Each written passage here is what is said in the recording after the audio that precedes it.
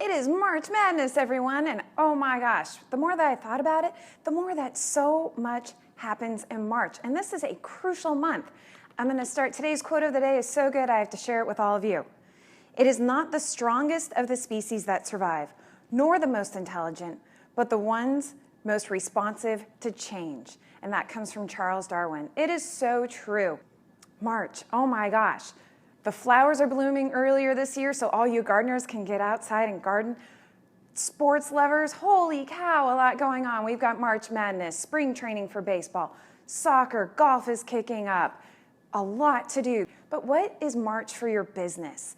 And that's where I was really focusing this morning, is I was thinking taxes are only 2 weeks away, so get in, get those done, get that hurdle off of your debt. If you are a July to June fiscal year, wow, this is a busy time for you. You're working on your next year's budget, but more importantly, you're gearing up for that fourth quarter push. Are your employees, is your team motivated and energetic to put that energy into that fourth quarter push? And as you're looking at next year, what changes do you have to make it even more successful? If you're a January to December fiscal year, you're finishing out your first quarter. What have you noticed? How are you doing towards your goals? What changes do you have to make? What tweaks do you have to do to keep moving forward?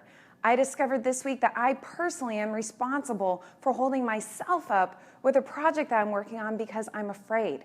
Well, I've got to conquer that fear just like all of you and move forward so you can meet that goal and know that you can do it. We have a lot of chamber members who can help you figure out what's going on and meet your goals. So let us know who you would like to be introduced this week. Enjoy the sun, get outside, soak up that vitamin D, and we'll see you next week.